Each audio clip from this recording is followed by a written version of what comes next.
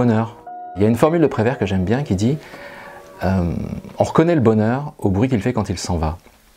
Et je trouve que c'est assez caractéristique de cette notion même. En fait, le bonheur, c'est quelque chose d'assez insaisissable, d'assez indéfinissable, et dès qu'on croit le comprendre, en fait, c'est parce qu'il est en train de partir. Donc moi, dans mon roman, Tout est sous contrôle, j'ai imaginé un état dans le futur qui décide de définir le bonheur. Alors il le définit selon des critères objectifs, des critères chiffrés, mesurables, des critères très scientifiques. Il décide d'affecter un indice de bonheur à tous les citoyens qui constituent cet état. C'est un peu comme un indice de citoyenneté qui existe par ailleurs déjà dans le monde, et les critères sont divers. Il y a la qualité de votre vie sociale, la qualité de votre vie amoureuse, la qualité de votre vie professionnelle, etc. Et évidemment, cet état favorise les citoyens qui ont une vie qualitative, épanouie, heureuse, etc.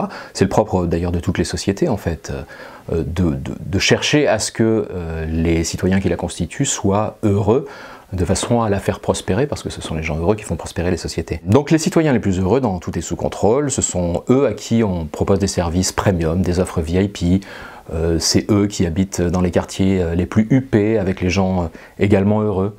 Ce sont eux également qui ont accès à la parentalité, parce que dans le futur que j'imagine, il y a un vrai problème de surpopulation.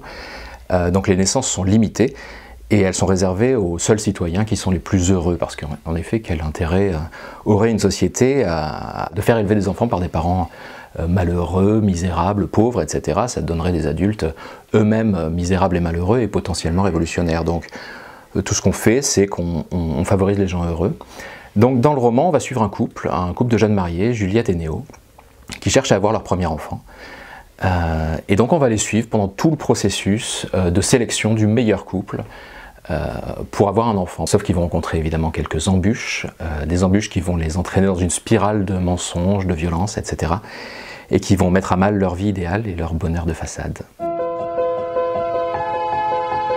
Médecin, parce que j'en pouvais plus d'écrire sur moi-même, je m'auto-soulais. Et il y avait une personne 100 fois plus intéressante que moi, que je voyais tous les 15 jours, c'était mon médecin généraliste, qui m'intéressait 100 fois plus que ma petite affaire privée. Et j'ai découvert un type incroyable qui avait commencé après ses 10 premières années d'études à exercer avec Médecins sans frontières, à travailler en Afghanistan, à pratiquer la médecine de guerre, l'amputation, après à travailler en Afrique, à ouvrir son premier cabinet médical à la Goutte d'Or. Et ce type, en fait, m'a expliqué que le métier de médecin était un métier tout à fait paradoxal, qu'on n'était pas médecin de 8h30 du matin à 17h30, mais 7 jours sur 7, 24 heures sur 24, y compris les week-ends, que quand lors d'un dîner, il y avait toujours une bonne âme, un copain qui vous disait « j'ai un ganglion quelque part, j'ai le fond de l'œil un peu jaune, qu'en penses-tu » Il fallait toujours trouver le mot pour le rassurer. C'est la même chose pour le statut social du médecin au sein de notre société. C'est un statut tout à fait particulier. Il n'est pas patron, il ne connaît pas le monde de la fonction publique, il ne connaît pas non plus le compagnonnage du monde ouvrier. Il est assez seul, il est assez isolé, on l'a vu au moment du Covid. Ce qui est beau aussi dans ce métier, et là je fais un clin d'œil à mon camarade Christopher qui est passé tout à l'heure, c'est que mon généraliste il m'a fait penser à ce poème de Jacques Prévert. Engagé malgré moi dans l'usine à idées, j'ai refusé de pointer. Mobilisé de même dans l'armée des idées, j'ai déserté. Je n'ai jamais compris grand-chose. Il n'y a jamais grand-chose, ni petite chose. Il y a autre chose. Autre chose, c'est ce que j'aime, qui me plaît et que je fais. Et voilà, mon généraliste, c'est ça. C'est une sorte de moine soldat. Et il a remplacé le curé, il a remplacé l'instituteur. Il est là, il est aux avant-postes, on l'a vu au moment du Covid. J'ai énormément d'admiration pour ce métier. Personnage. Tout est sous contrôle, c'est un roman de science-fiction. C'est aussi un thriller avec une intrigue à suspense, mais c'est surtout un roman choral. Et le principe du roman choral, c'est d'avoir toute une galerie de personnages dont les trajectoires vont se télescoper. Donc parmi ces personnages, on a Juliette et Néo, dont je parlais tout à l'heure, hein, ce jeune couple qui veut avoir un enfant. On va aussi croiser Sibylle, une femme qui a la quarantaine d'années, qui s'occupe de sa vieille mère et qui, elle, a un peu plus de mal à exprimer son bonheur parce qu'elles sont dans une relation toxique, une relation d'emprise un peu néfaste de part et d'autre. Et puis il y a toute une galerie de personnages secondaires qui traversent un petit peu comme des comètes ce parcours et ce processus de Juliette et Néo, et qui vont évidemment influer sur le cours de l'histoire. J'avais très envie de multiplier les personnages parce que je voulais voir jusqu'où pouvait aller ce monde dystopique que j'avais imaginé, et essayer d'envisager différents types de situations en fonction des personnalités des personnages. Donc j'ai essayé d'avoir une galerie de personnages assez vaste avec des personnalités très différentes et de voir ce que cet état totalitaire du bonheur absolu, du bonheur continuel et du bonheur fou pouvait générer comme névrose, comme difficulté, comme situation de vie, etc. Et puis même si c'est un roman de science-fiction, moi j'aime beaucoup le polar, donc je voulais vraiment faire une intrigue à suspense avec tout ce que ça implique, des meurtres, des coupables, des suspects, une enquête, etc. Donc pour ça, il faut évidemment multiplier les profils de personnages pour pouvoir déployer tout ça. Et puis c'était aussi un petit peu en réaction à mon précédent livre, Alfie, qui lui était vraiment à huis clos, qui se passait dans un espace unique, qui était une maison avec 4 personnages, qui était une famille. Là, j'avais envie d'ouvrir l'espace, de faire une intrigue un peu plus vaste.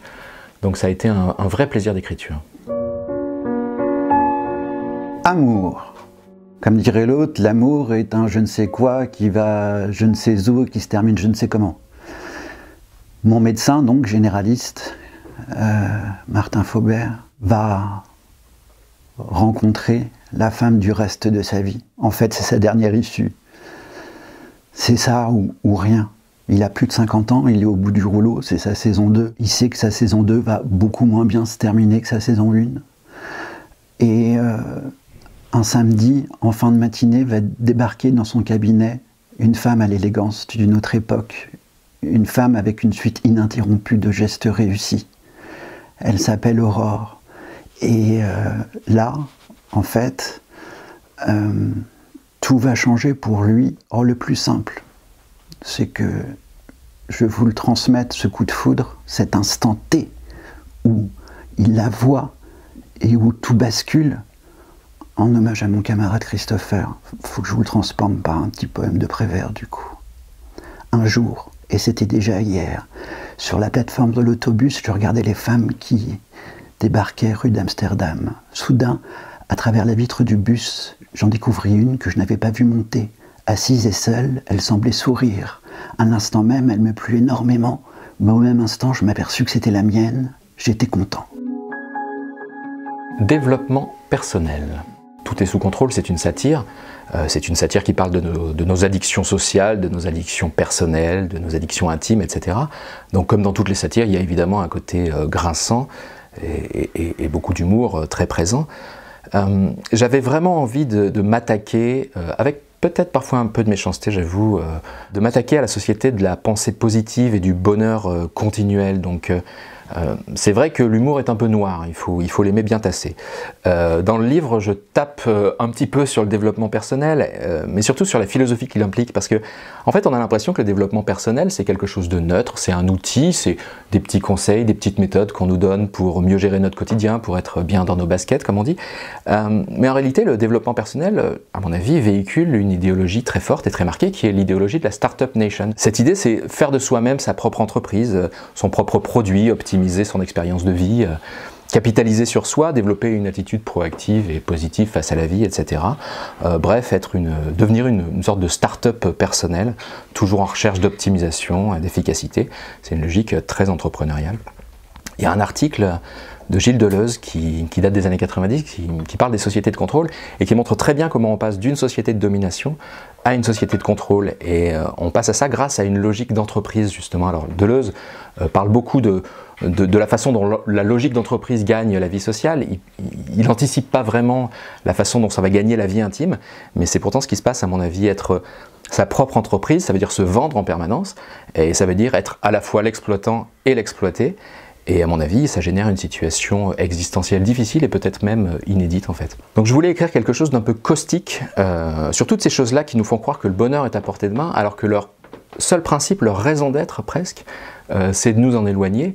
de façon à avoir un cerveau toujours en recherche, toujours en attente de quelque chose de neuf, de quelque chose de nouveau, etc. Je pense que le cerveau contemporain n'est pas du tout apaisé. Et je reviens à la question du bonheur. Le bonheur chez les Grecs, c'est l'ataraxie, c'est-à-dire l'absence de trouble. Aujourd'hui, on a un bonheur qui est au contraire très troublé, qui demande au cerveau d'être tout le temps sollicité parce que on a toujours envie d'avoir quelque chose de plus. Et ça, je pense que c'est une des conséquences de ces deux thématiques que j'explore dans le livre Tout est sous contrôle, à savoir le développement personnel, la société positive, le self-entrepreneuriat, la Startup Nation et les réseaux sociaux. Je ne dis pas que le développement personnel est foncièrement néfaste, hein, s'il peut aider des personnes à vivre au quotidien, tant mieux, mais je dis qu'il faut se méfier de l'idéologie qu'il charrie sans en avoir l'air. Mensonge. Dans l'existence, il faut savoir jusqu'où on peut aller trop loin. Et mon narrateur, par amour, va aller trop loin. Il va faire le mal, mais le mal sera bien fait. Il va mentir pour pouvoir créer son histoire avec Aurore. Ce qui m'a donné cette idée de mensonge, c'est un vieux souvenir d'un film de Frank Capra qui s'appelle La vie est belle. À un moment, James Stewart rentre chez lui après un voyage universitaire et il y a une fête à son domicile et dans le jardin, sa mère lui apprend que son amour de jeunesse va se marier avec l'un de ses camarades de lycée. Et sa mère lui fait comprendre qu'il doit absolument tout faire pour annuler ce mariage. Et James Stewart trouve que sa mère exagère. Et sa mère lui dit « Vas-y, quoi, fais ton maximum pour faire foirer le truc ». Et James Stewart dit « Ah oui, je sais ce que tu penses, maman. Tu penses qu'en amour comme à la guerre, tous les coups sont permis. » Et sa mère de répondre « À la guerre, non, mon chéri. » Mon narrateur, Martin Faubert, va tout faire, y compris exercer les pires mensonges pour réaliser cette histoire d'amour, cette ultime chance avec Aurore Rosier, sa patiente. Et il va se concentrer uniquement là-dessus. Gilles Deleuze parlait dans son abécédaire de la tique. Eh bien, il va se comporter un peu comme une tique, mon médecin généraliste. C'est-à-dire qu'il va se mettre sur son projet, à savoir cette histoire d'amour, et il ne va faire que ça. Comme un samouraï, en fait. Voilà, j'avais envie de terminer là-dessus.